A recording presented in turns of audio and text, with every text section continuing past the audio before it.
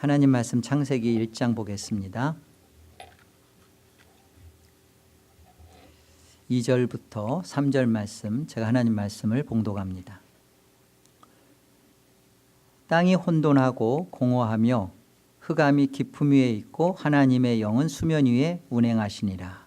하나님이 이르시되 빛이 있으라 하시니 빛이 있었고. 자, 이제 빛이 있으라 하시는 하나님의 창조 행위를 우리가 만나게 돼요. 이 3절을 어떻게 이해하느냐에 따라서 성경 전체에 대한 우리의 관점이 해석이 달라집니다. 굉장히 중요해요. 그래서 이 빛을 어떻게 이해해야 되는가를 우리 1절과 2절을 통해서도 분명하게 정의를 내리고 접근을 해야 빛에 대한 이해가 뚜렷해집니다. 먼저 창세기 1장 1절, 태초에 하나님이 천지를 창조하셨다. 그 히브리어 원어로는 7개의 말씀으로 되어 있어요. 베레시트, 바라, 엘로힘, 그 다음에 에트, 하샤마임, 웨트, 하에레츠, 이게 7개예요. 그런데 이게 각 그 단어가 28개의 알파벳으로 지금 구성이 되어 있습니다. 그러면 7개에다가 4를 곱하면 28이 되죠. 그래서 4는 그 히브리인들에게 문자적으로 창조의 숫자입니다. 그래서 창세기 1장 1절은 보이지 않는 세계와 보이는 세계에 대한 하나님의 완벽한 창조였음을 선언하는 거예요. 창세기 1장 1절이 완벽합니다. 그런데 우리가 2절을 접하면 우리 성경엔 그냥 바로 그냥 땅이 이렇게 되어 있지만 히브리어 원어에는 그리고 그 땅이 그렇게 되어 있어요. 그런데 하나님이 1장 1절에서 분명하게 완벽하게 무결하게 이렇게 하나님이 창조를 하셨는데 그 2절에 가보니까 2절에 그 땅이 어떻다고 해요? 혼돈하다고 하죠. 헛되다고 하는 겁니다. 공허하다고 하는 것입니다. 그 다음에 흑암 가운데 있다라고 지금 말씀하시는 겁니다. 이게 무슨 상황인가를 우리가 이해를 해야 돼요. 그래서 많은 신학자들, 어떤 신학자들은 1장 1절과 2절 사이에 어떤 그 사건이 벌어졌다. 이 사건 때문에 2절에 이런 상황이 성경에서 말하는 것이다라고 말합니다. 이 시간적으로도 여기에 간격을 많은 시간을 있을 거라고 뭐 이렇게 어떤 이들은 주장하는데요. 그게 이제 간격 이론이라는 것도 나오는데 그 간격 이론에 우리가 여기에 맞춰서 성경을 해석하지는 않고요. 그 시간이 혹 있다 하더라도 아주 짧았을 것이다라고는 개혁주의 목사들이 생각합니다. 그러나 공이 똑같이 생각하는 건 뭐냐면 이 창세기 1장 1절은 2절과는 분명히 다른 상황으로 지금 설명을 해요. 1장 1절은 하나님의 창조의 대총론이죠. 선언이고 총론이고 이제 그 강론으로 들어가서 2절의 상황이 벌어지는 것은 어떤 상황이 1절과 2절 사이에 무슨 상황이 시츄에이션이 있었을 거다라고 생각합니다. 그 상황이 무엇이냐면 하늘에서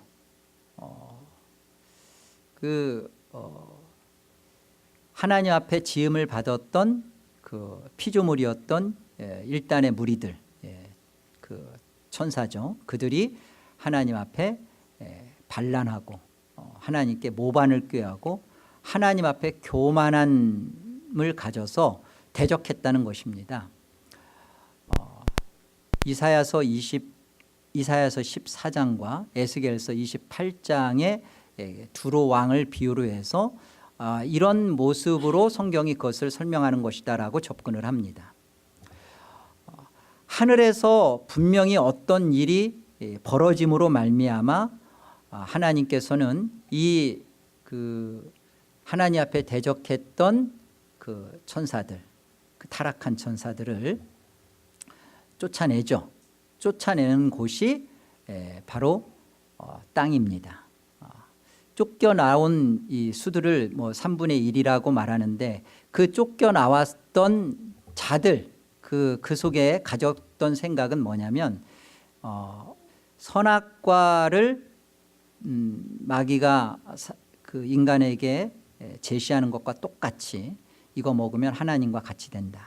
하나님과 같아지고자 하는 그 마음으로 가지고 있는 모습으로 죄된 모습으로 있는 실체가 그런 실체를 갖고 있는 게 땅의 모습이다라고 말합니다. 자, 이제 하늘에서 하나님을 대적했던 자들의 쫓김, 그들이 추방으로 말미암아 이제 하늘은 안식이 있는 거예요.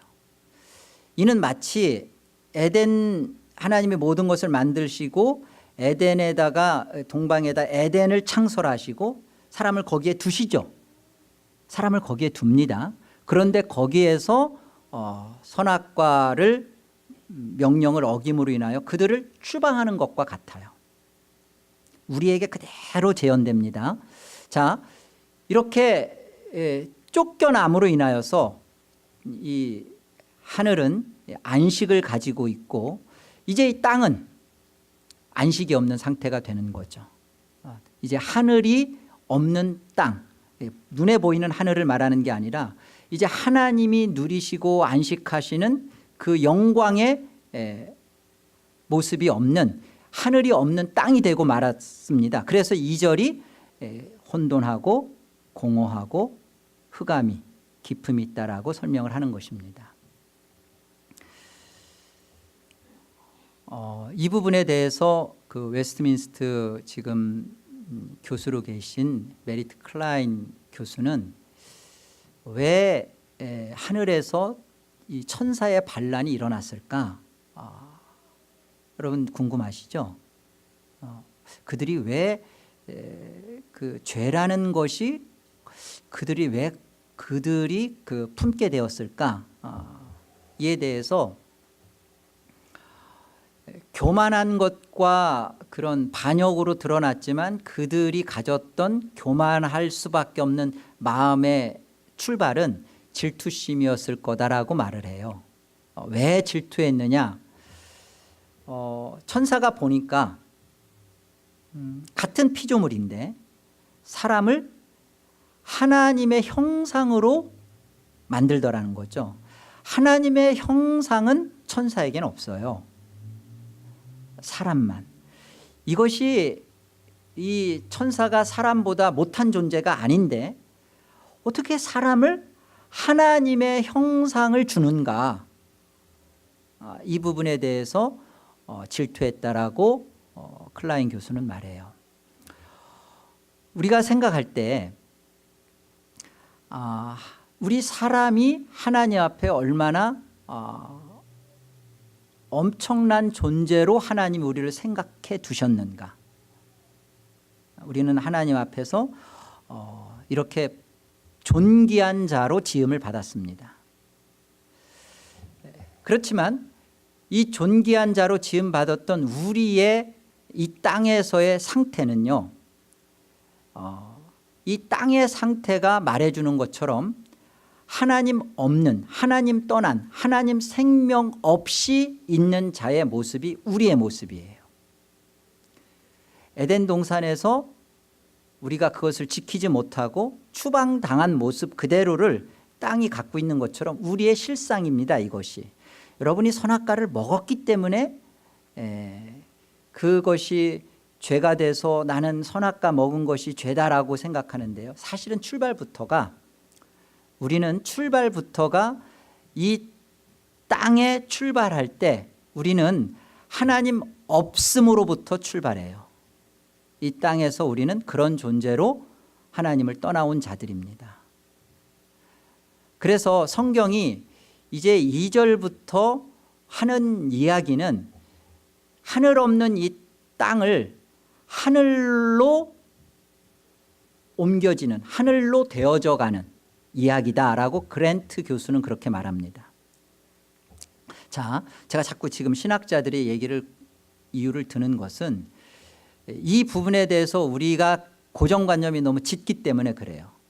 3절에 대한 이해도 빛, 그러면 이 빛에 대한 것이 너무나 우리 안에 그냥 각인되어 있어요. 그냥 하나님이 창조로 빛을 만들었구나. 그렇기 때문에 이 다음 설명이 어려워지는 거예요. 그래서 이 부분에 대해서 개혁주의 목사들도 이 부분에 대해서 고민을 참 많이 하고 성경에 대한 접근을 여러 각도로 지금 시도합니다. 우주 창조의 개념으로만 국한하지 않고 이것이 대체 무엇을 설명하려는 것인지, 이 창조 행위를 통하여서 하나님의 창조성만을 보이는 게 아니라 회복의 이야기구나, 땅이 구원받는 구원의 이야기구나, 이 이야기로 창세기가 복음을 제시하고 있는 거예요. 우리가 그렇게 들어야 합니다. 이렇게 들어야만 이 창세기를 통하여서 또 전체 성경을 통하여서 나를 대하여 얘기한 것이다, 예수에 관한 책이다라는 것에 대하여 우리가 여기서 예수를 발견해 가기 시작하는 거예요. 먼저 이제 이런 배경 속에서 이 빛에 대한 이 설명을 여러 신학자들이 접근을 했습니다. 먼저 개혁주의 우리 목사 중에 가장 대표적인 칼빈은 이 빛을 뭐라 설명했냐면 물리적인 빛으로 설명했어요. 넷째 날에 그 태양 발광체가 만들어지잖아요. 근데 셋째 날에 식물이 있습니다. 식물을 두십니다.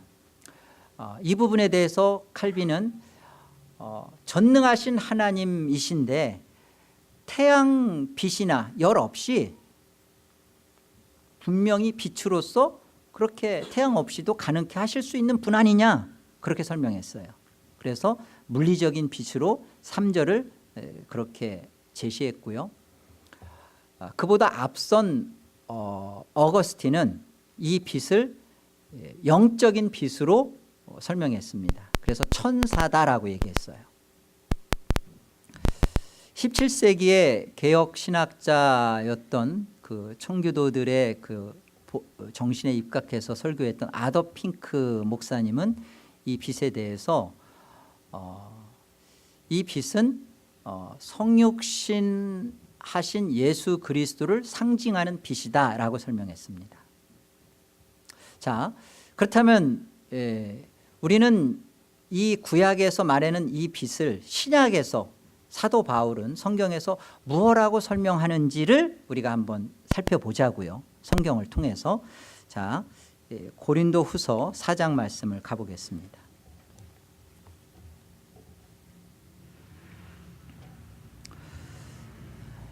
(6절입니다) 어두운 데에 빛이 빛이라 말씀하셨던 그 하나님께서, 여러분 이 말씀은 창세기 1장과 2절을 그대로 설명하는 거예요. 어두움 가운데서 혼돈과 공허와 흑암 가운데 있었던 이 상태에서 하나님께서 빛이 있으라 말씀하셨죠.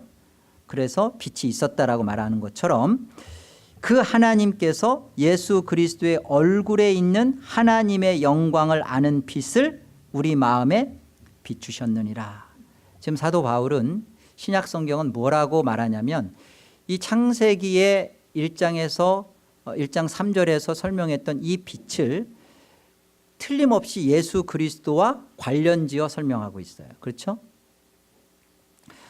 예수 그리스도의 얼굴에 있는 하나님의 영광을 아는 빛이었다 라고 사도 바울은 설명을 했고요. 또한 사도 요한이었던 요한의 기록도 우리 같이 한번 살펴보자고요. 요한복음 1장입니다. 요한복음 1장 1절을 보겠습니다.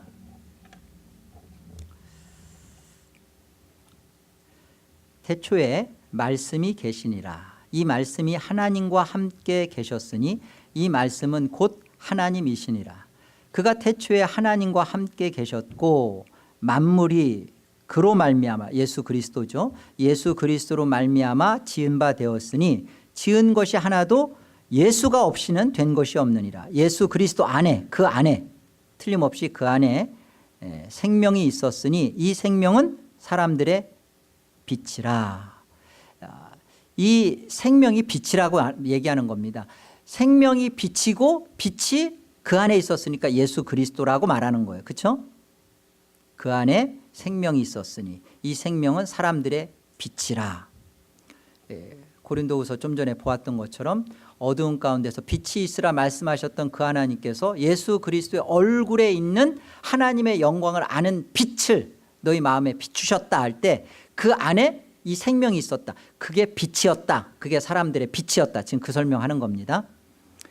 5절, 빛이, 이 예수 그리스도가 어두움의 빛이 돼 어두움이 깨닫지 못하더라. 그것을 인식하거나 해석하거나 그것을 알아먹지 못하더라.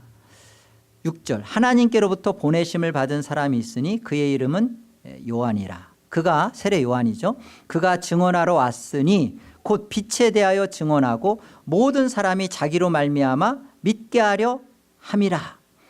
그는, 요한은 이 빛이 아니요. 그러니까 지금 빛에 대한, 빛이 누구냐는 거예요. 빛이 누구냐.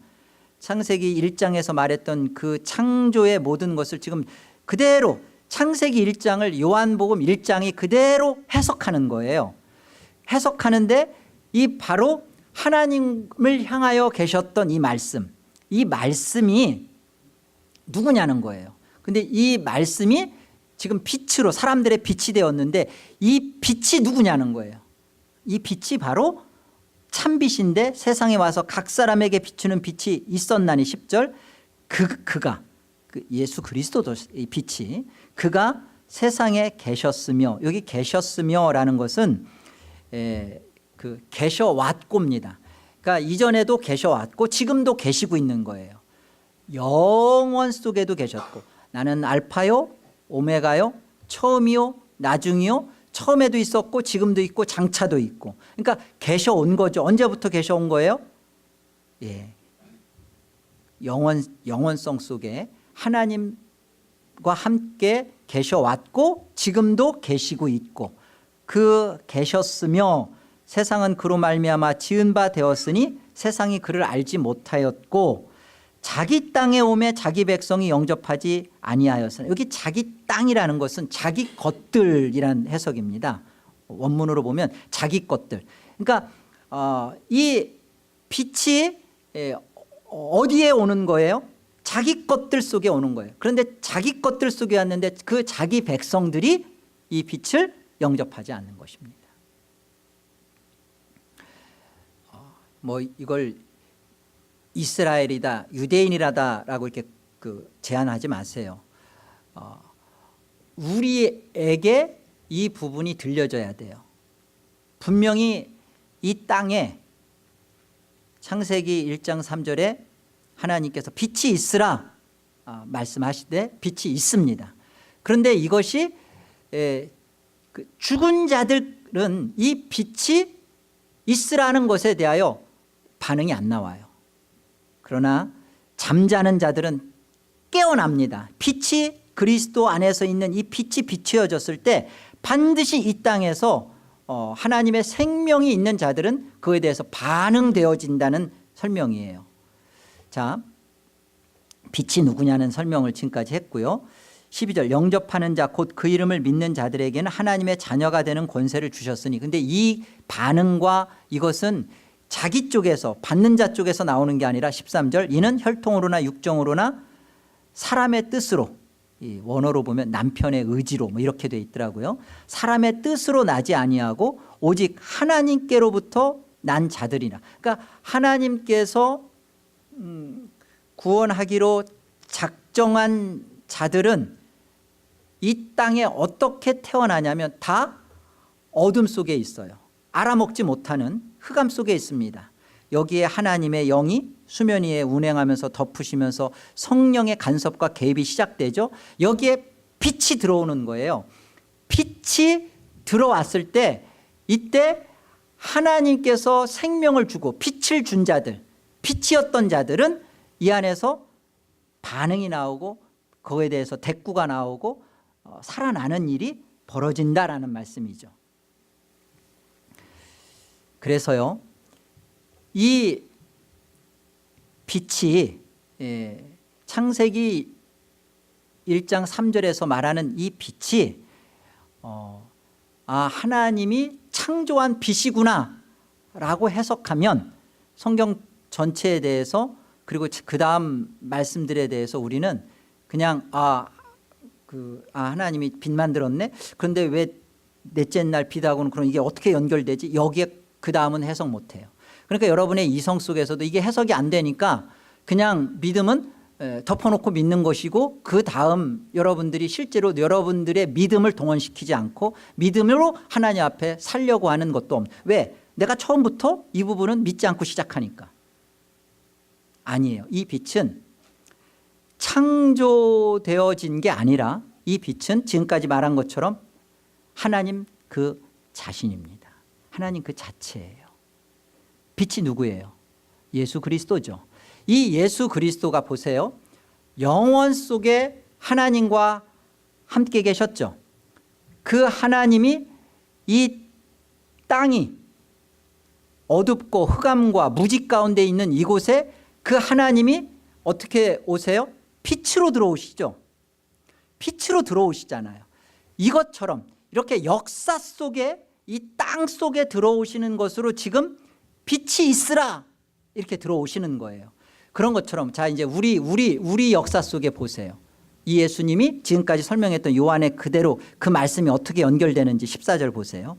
말씀이 누구시죠? 예수님이죠. 육신이 되어 우리 가운데 거하심에 우리가 그의 영광을 보니 아버지의 독생자의 영광이요 은혜와 진리가 충만하더라. 성육신하여 우리 속에 들어오신 예수 그리스도를 설명하죠. 요한이 그에 대하여 증언하여 외쳐 이르되 내가 전에 말하기를 내 뒤에 오시는 이가 나보다 앞선 것은 나보다 먼저 계심이라. 요한이 예수님보다 6개월 앞서요. 물리적으로.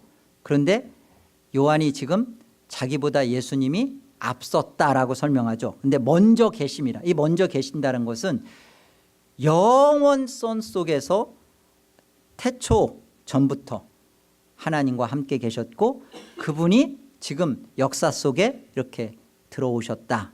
빛이었고 그리고 역사 시간 속에서는 말씀이 성육신, 육신이 되어 도성인신하여서 들어오신 것이다. 바로 이 사람이 예수가 바로 말씀이 육신 되신 하나님이고 바로 이분이 빛이시다라고 설명을 하는 겁니다. 16절 우리가 다 그의 충만한 데서 받으니 은혜 위에 은혜로라. 율법은 모세로 말미암아 주어진 것이요 은혜와 진리는 예수 그리스도로 말미암아 온 것이라. 요한보다도 더 앞선 모세보다도 더 앞선 예수 그리스도.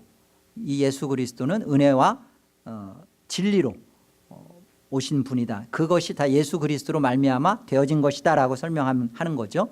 18절에 보시면 본래 하나님을 본 사람이 없으되 아버지 품속에 있는 독생하신 하나님이 나타내셨다. 이 독생하신 하나님이 나타나셨다라는 것을 표준세 번역은 어떻게 번역했냐면 외아들이신 하나님이 하나님을 알려주셨다.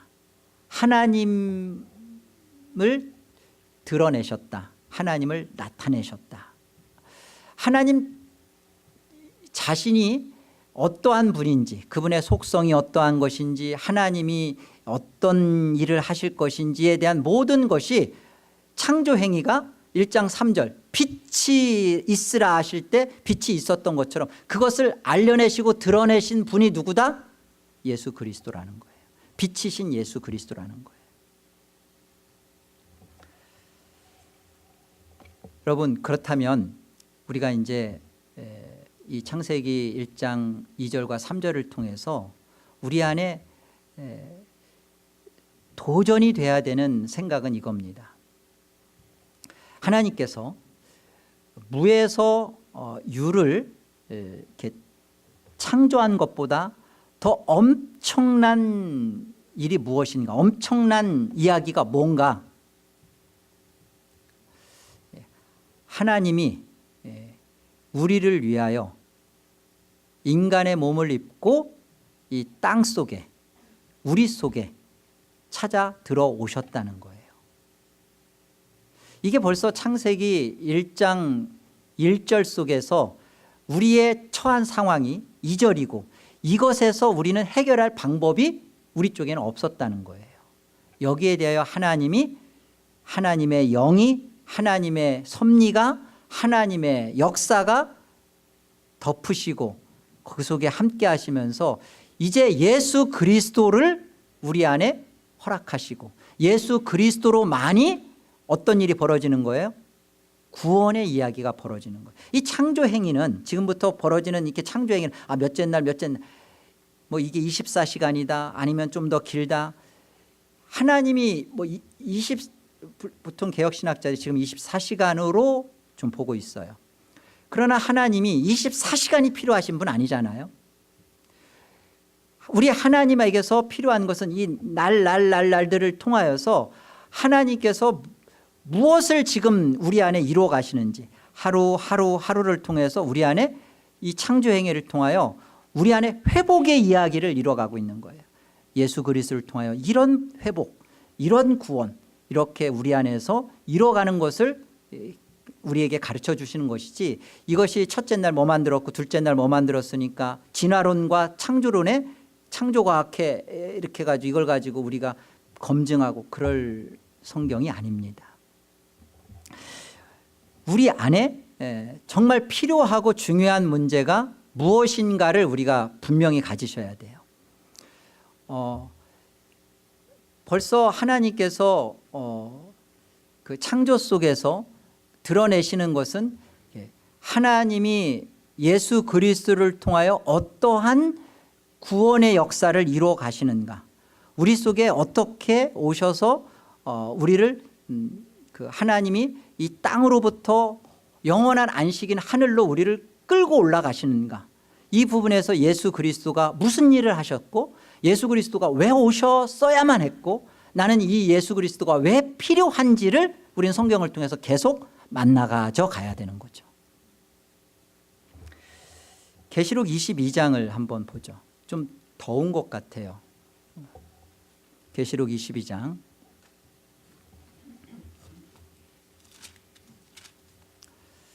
(1절) 봅니다.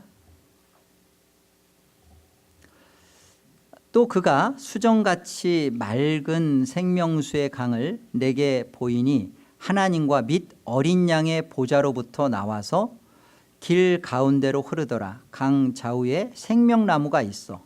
보세요. 이제 그 하나님께서 계획해 두셨던 이루어질 이게 창세기 1장에서 만들었던 천지가 이렇게 이 모습으로 이루어졌던 천지예요. 새하늘과 새 땅. 창세기 1장 1절은 바로 요한계시록에서 궁극적으로 하나님이 이루어내고야 말 그 천지로서 하나님이 창세기 1장 1절을 두셨단 말이에요.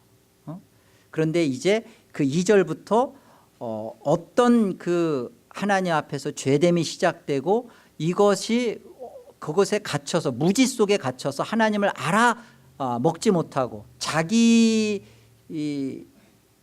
인생으로 자기 생명으로만 살아가는 그들 속에 예수님이 왜 들어올 수밖에 없는지, 예수님이 들어오셔서 어떤 일을 하셔야만 하는지에 대한 부분이죠. 그래서 지금 계시록 22장에서는 선악과가 없어요. 선악과가 등장하지 않습니다. 선악과가 없는 그 하나님 나라로 만드신 거죠. 창세기 1장 1절이. 자, 그 부분을 우리가 보셔야 되는. 그래서 종말이 창조를 앞선다. 요한계시록으로부터 창세기를 보아야 된다는 설명들이 그런 거예요. 자, 2절 다시 보죠. 길 가운데로 흐르더라. 강 좌우에 생명나무가 있어 12가지 열매를 맺되 달마다 그 열매를 맺고 그 나무 잎사귀들은 만국을 치료하기 위하여 있더라. 다시 저주가 없으며 하나님과 그 어린 양의 보좌가 그 가운데에 있으리니 그의 종들이 그를 섬기며 그의 얼굴을 볼 터이요 그의 이름도 그들의 이마에 하나님의 얼굴을 봅니다. 또한 하나님의 그들의 이름이 그 하나님의 이마에 이마에 있으리라. 다시 밤이 없겠고 등불과 햇빛이 쓸데없으니 이는 주 하나님이 그들에게 빛이심이라. 그들이 세세토록 왕노로 타리로다. 여기 보세요. 여기 등불은 이렇게 등잔불이거든요. 이 등잔불은 그 성소 안에 있었던 그 등잔불을 말해요. 근데 이런 등잔불, 그 다음에 그 태양빛 이런 것들이 쓸데가 없답니다. 왜 쓸데가 없죠? 주 하나님이 빛이시기 때문에. 영원한 그 하나님께서 빛이세요. 그 빛이 창세기 1장 2절 어둠 속에 3절에 빛으로 들어오시죠. 왜 들어오시죠? 바로 이 일을 이뤄내시려고. 우리 안에 이 빛 대신 생명을 인식하고 생명 가운데 살아가는 존재가 되도록 만들려고. 이 역사 속은 그런 겁니다. 결국 우리는 이 자리로 갈 거예요. 이 자리로 가기 위하여서 예수 그리스도가 역사의 빛으로 생명으로 하나님의 생명으로 들어오는 거예요. 다 우리는 자기 생명으로 살고 있어요. 그게 죄예요. 하나님의 생명으로 사는 것을 알지 못하는 상태가 무지입니다. 그게 흑암이에요. 총명이 어두워지고 그리고 지식이 캄캄해지고 이 무지의 상태, 그 하나님을 알지 못하는 그 흑암과 어두움, 심지어 예수 그리스도가 자기 것들 속에 와도 자기 백성이 예수를 영접하지 않는, 이게 우리 이런 우리 속에 예수 그리스도가 빛으로 오셔서 자기 생명을 목적으로 살고 있는 우리에게 하나님의 생명으로 우리를 살도록 우리 안에 빛을 비추신다는 거예요. 빛을 비추신다는 거예요. 자, 에베소서 5장을 가봅시다. 에베소서 5장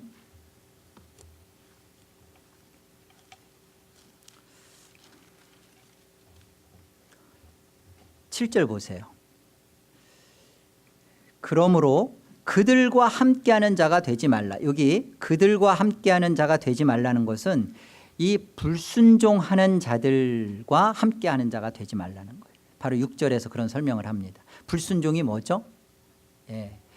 불순종은요, 자기 생명을 가지고 그냥 자기가 자기 구원을 확보해 가면서 사는 삶이에요. 그게 다 불순종입니다. 하나님의 말씀을 지킨다고 열심과 수고를 떨었던 바리새인들, 예수 그리스도가 나를 빛으로 온 이 예수 그리스도를 받지 않고 하나님 말씀을 지킨다고 하는 그들은 그게 깨끗함이라고 보지만 성경은 그걸 더러움이라고 하는 거예요. 그걸 불순종이라고 하는 거예요. 그러니까 우리 안에서 정말로 되어지는 일이 뭐냐면, 우리는 이 땅에서 선하게 살든 그 다음에 윤리도덕으로 착하게 살든 이것이 궁극적으로 하나님이 우리에게 이루시려고 하는 구원의 이야기가 아니라는 거예요. 하나님이 정말 우리를 통하여 구원하시려는 내용은 뭐죠? 우리는 원래 생명이 있었던 자들이 빛으로 생명으로 오신 예수 그리스도를 만나서 빛 대신 예수 그리스도 안에 들어가는 거예요. 이때 비로소 어떤 일이 벌어질 겁니다. 자, 그 일이 이제 설명되는 거예요. 자, 보세요. 8절. 너희가 전에는 어둠이더니 이제는 창세기 1장 2절에 어둠이 우리였어요. 죄와 허물로 죽었던 게 우리였어요. 어둠이더니 이제는 주 안에서 빛이라. 창세기 1장 3절에 빛이 있으라 하신 말씀이 이런 겁니다. 빛이라. 우리 안에 빛으로 예수 그리스도가 들어오신 것은 뭐냐면 내 안에 나의 죄를 위하여 예수 그리스도께서 십자가에 내 죄를 위해서 죽으셨고 나는 이 예수 그리스도의 덮으심으로 말미암아 나의 모든 죄를 하나님 앞에 용서받았고 나는 이미 판결을 받았고 정죄받았다. 나는 이 예수 그리스도 안에서 나는 다시 생명, 하나님의 생명을 얻은 자다. 그래서 영생이에요. 그것을 알게 된 것, 이게 주 안에서 비친 거예요. 이것을 알고 나야 그 다음에 삶이 달라지는 거예요. 여기에 그 다음부터가 자기 중심, 자기 확보, 자기 증명, 자기를 존재를 드러내는 그 삶은 다 그게 선행이든 나라를 구하는 일이든 다 그게 뭐예요? 그게 어둠에 속한 일이에요. 주 안에서 빛인 예수를 정말로 내 안에 그 말씀이 육신이 되어 오신 예수님을 영접하고 그리고 나의 죄를 위하여 십자가에 죽으신 예수 그리스도가 나의 주가 되고 그렇게 됐을 때 이제 너희는 빛의 자녀들처럼 행하라 이렇게 말씀하는 주 안에서 빛이니 빛의 자녀들처럼 행하라. 빛의 자녀들처럼 행하는 내용이 9절 보세요. 빛의 자녀들의 열매는 모든 착함과 의로움과 진실함에 있느니라. 주를 기쁘시게 할 것이 무엇인지 분별하라 합니다. 시험하여 보라 분별하라. 너희는 열매 없는 어둠의 일에 참여하지 말고 도리어 책망하라. 열매 없는 어둠의 일에 참여하지 말고 도리어 책망하라. 폭로하라는 폭로하라.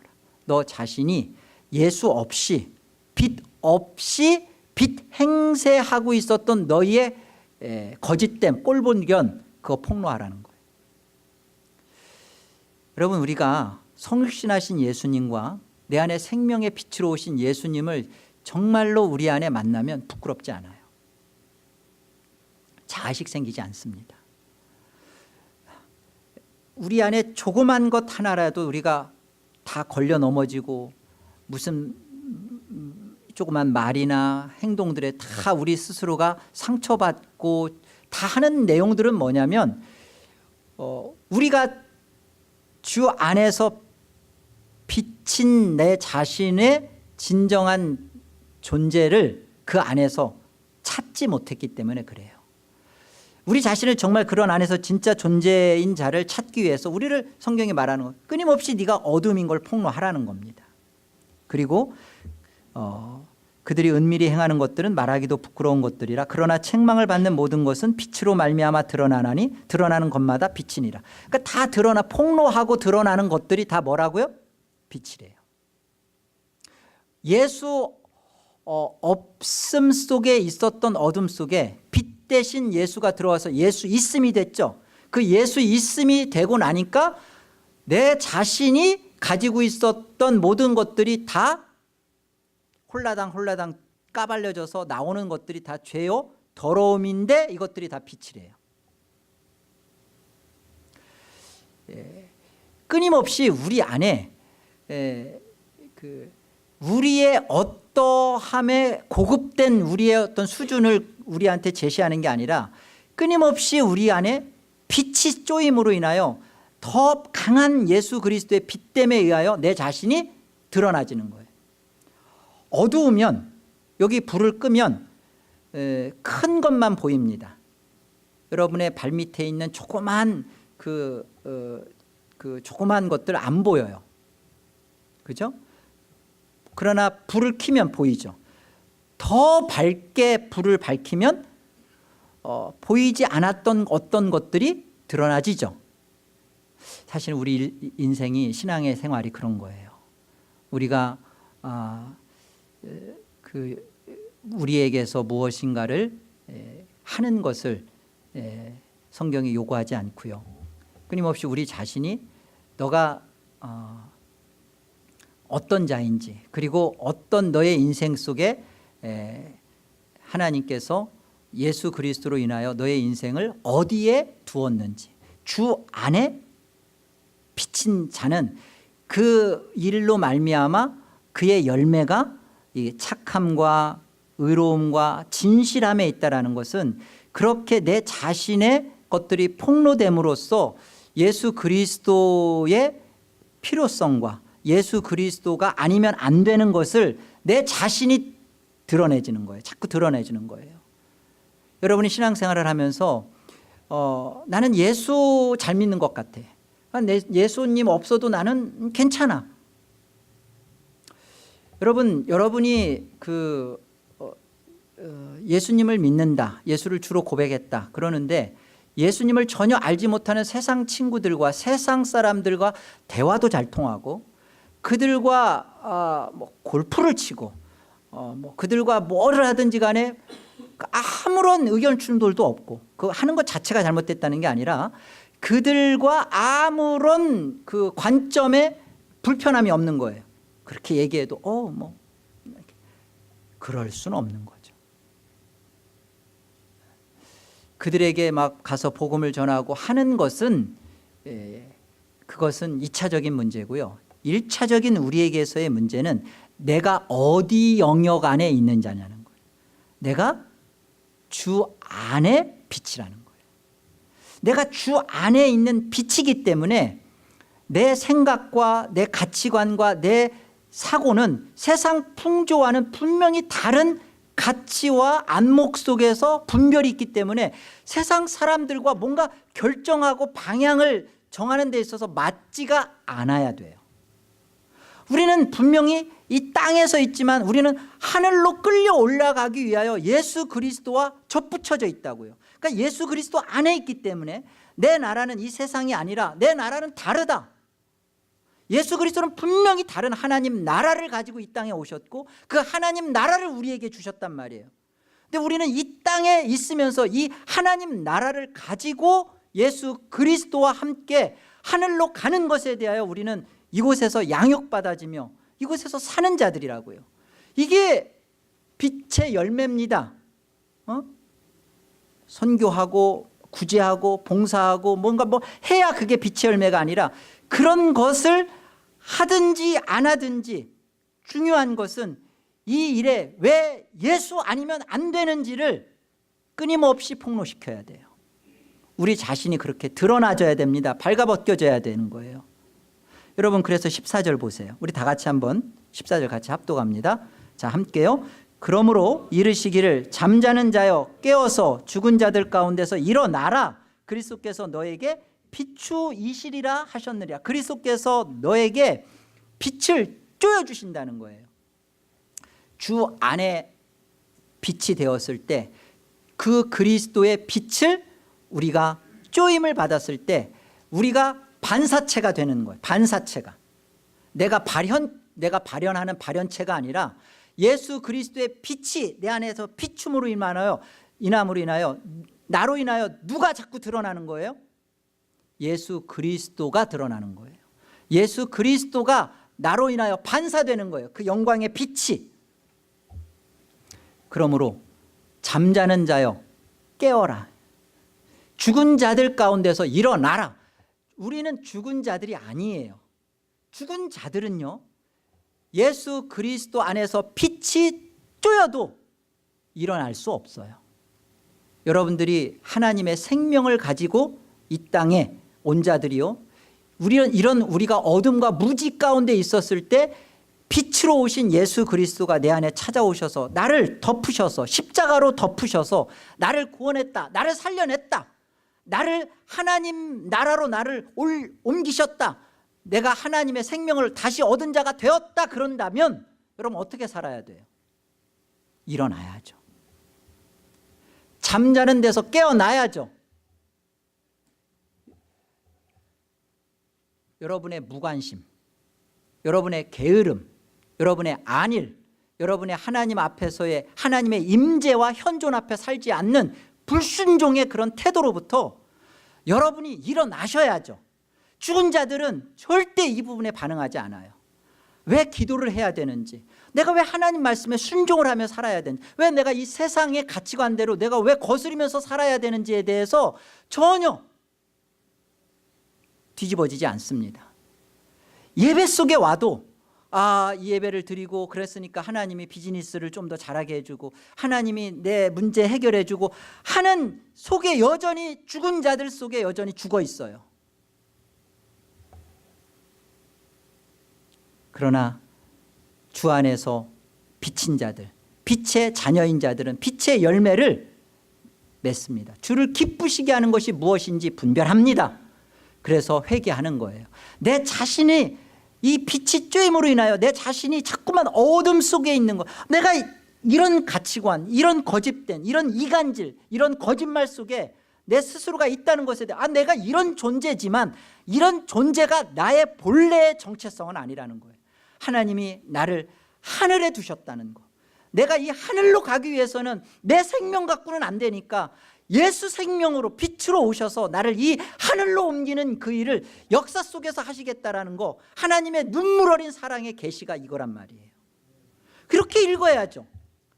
그래서 우리가 이 빛으로 하나님께서 찾아 들어오셔서 우리 안에 어떻게 하나님의 그 열심과 수고와 진심을 다하여 우리를 사랑하시고 섬겼었는지를 만난 자는 견딜 수가 없는 거예요. 그래서 사도 바울이 에베소에서 내가 갇혔다 그랬을 때 사도 바울은 내가 감옥에 갇혔거나 내가 하는 일에 갇혀서 내가 복음을 못 전한다 한 게 아니에요. 사도 바울이 내가 갇혔다, 예수 안에서 내가 갇혔다 할 건 뭐냐면 내가 예수에게 갇혔다는 거예요.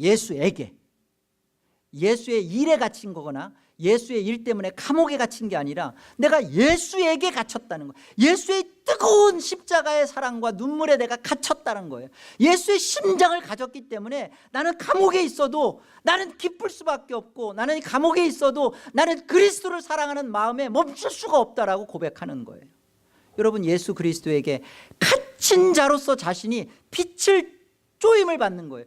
기도하고 말씀 보고 하나님 앞에 예배할 때마다 내가 이런 사랑을 받았구나, 하나님이 나를 이렇게 망극하게도 사랑을 해주셨구나, 어떻게 하나님이, 창조주 하나님이, 만군의 왕 만주의 주 하나님이 어떻게 이 벌레만도 못한 나 같은 자를 위하여, 그리고 어떻게 이런 추악한 인간의 몸뚱이를 뒤집어 쓰시고 이렇게 역사 속에 들어오실 수밖에 없는가, 왜 그 일을 하셨는가, 그리고 어떻게 인간의 피조물의 손에 의하여 그 창조주가 귓뺨을 맞으시며 그가 침뱉음을 당하며 십자가에 달리실 수가 있는가, 어떻게 그렇게 하시는가, 이게 웬 은혜인가, 웬 사랑인가, 이게 왜 나에게 해당되는 것인가, 이것을 여러분이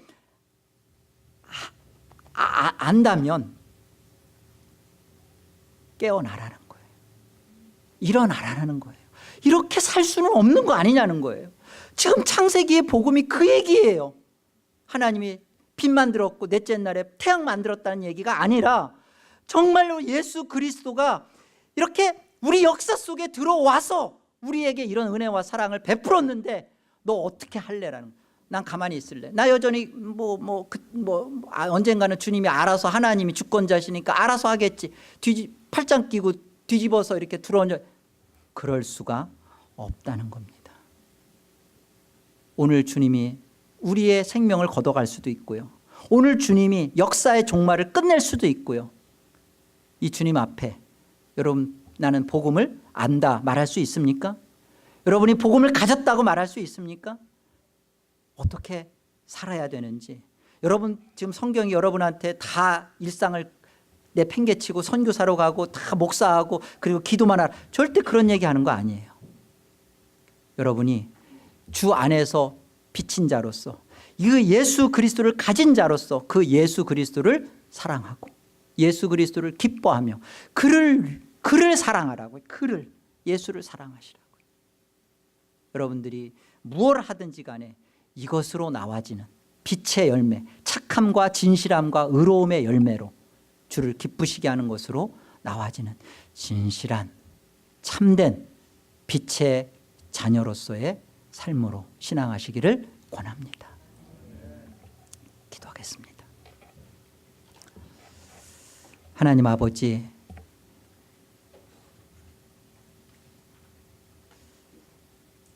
하나님의 영원하신 은혜 속에 하나님의 구원에 작정된 수였지만, 하나님의 이마에 기록되어져 있던 이름이었지만, 하나님 이 땅에 마귀에게 속하여서 하나님을 대적하며 하나님을 없다하며 하나님보다는 나 자신을 사랑하며 의지하며 하나님과 같이 되려고 하는 동일한 선악과의 명령을 어겼던 게 우리입니다. 이런 우리를 아시고 영원한 창세전 언약 속에, 구속 언약 속에 예수 그리스도를 예비해 두셨다가 하나님 빛으로 예수 그리스도를 파송하시고 그 예수 그리스도로 말미암아 역사 속에 성육신 하시게 하시사 십자가에 그를 못 박으시고 나 같은 것을 구원하여 주셔서 그 은혜와 사랑을 감당할 길이 없습니다.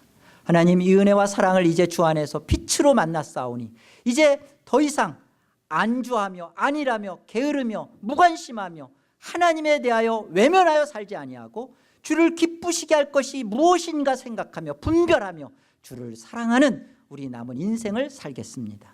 하나님, 이 인생이 되도록 은혜 더하여 주시고 성령으로 덮어 주시옵시고 간섭하여 주시옵소서. 예수의 이름으로 기도하옵나이다.